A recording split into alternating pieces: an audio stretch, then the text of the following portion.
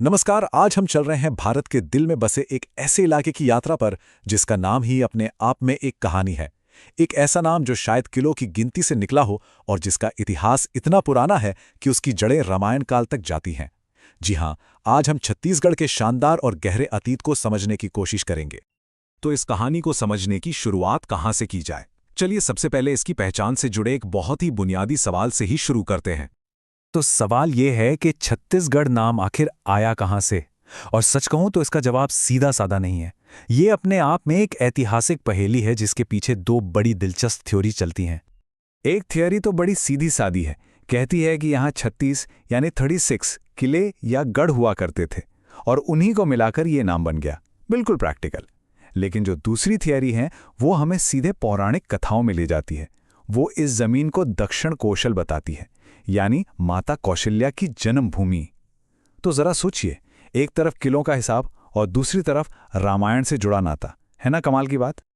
लेकिन इस जमीन की कहानी इसके नाम से भी कहीं ज्यादा पुरानी है, बहुत पुरानी।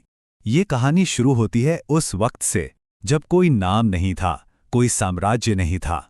हम बात कर रहे हैं प्रागैतिहासिक काल की। यहाँ की गुफाओं में मिले पत्थर के औजार और दीवारों पर बने वो हजारों साल पुराने चित्र, ये सब क्या बताते हैं?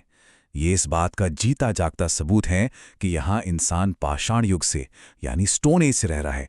मतलब यहाँ की इंसानी कहानी हजारों सालों से बिना रुके चलती आ रही है।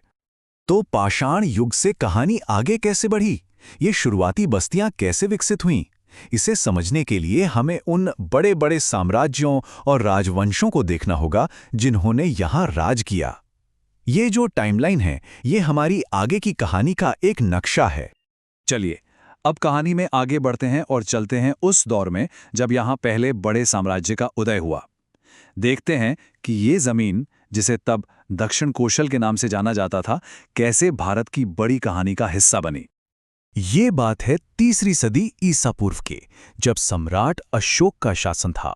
उन्हीं के समय में ये इलाका पहली बार मौर्य साम्राज्य जैसे एक बहुत बड़े भारतीय साम्राज्य का हिस्सा बना। और इसका सबूत क्या है? यहां मिले अशोक के शिलालेख, जो साफ साफ बताते हैं कि मौर्यों का प्रभाव यहां तक था। अब देखिए, मौर्य साम्राज्य के बाद सत्ता में एक खालीपन आया, जिसे भरने के लिए पहले सातवाहन राजवंश आया और फिर नाग वंश ने यहां अपनी पकड़ बनाई। और नागों ने ही सिरपुर को अपनी राजधानी बनाया।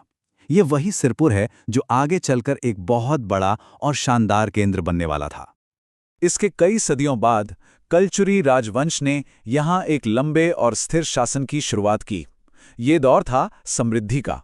उन्होंने रतनपुर को अपनी राजधानी बनाया और इस पूरे क्षेत्र को कई शानदार मंदिरों और मजबूत किलों से भर दिया, जिनका असर आज भी यहाँ की जमीन पर दिखता है। लेकिन इन सभी बड़े साम्राज्यों के बीच में एक ऐसा दौर आता है जिसे बहुत से लोग प्राचीन छत्तीसगढ़ का गोल्डन पीरियड यानी स्वर्ण युग मानते हैं। ये था पांडुवंशी राजवंश का समय और उनकी राजधानी सिरपुर का सुनहरा दौर। और इस स्वर्ण युग के सबसे बड़े नायक थे एक महान राजा, महाशिवगुप्त बाल अर्जुन। ये उन्हीं का शासनकाल था जब इस इलाके ने कला और संस्कृति में वो ऊंचाइयां छुईं जो आज भी हैरान कर देती हैं। उनके राज में राजधानी सिरपुर सिर्फ एक शहर नहीं रह गया था, वो शिक्षा का, कला का एक बहुत बड़ा केंद्र बन गया था।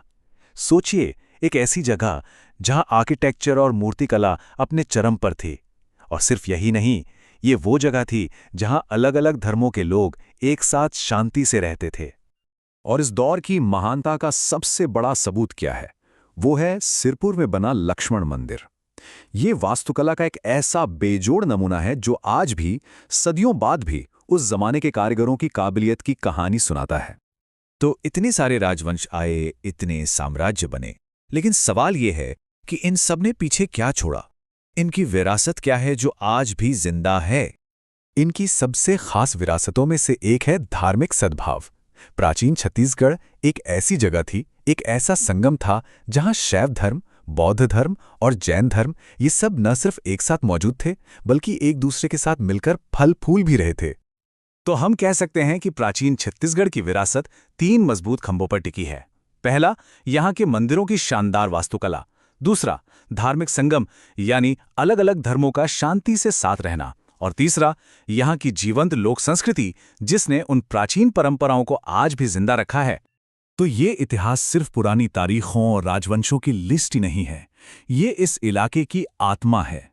और ये हमें एक बहुत ही अहम सवाल के साथ छोड़ जाता है।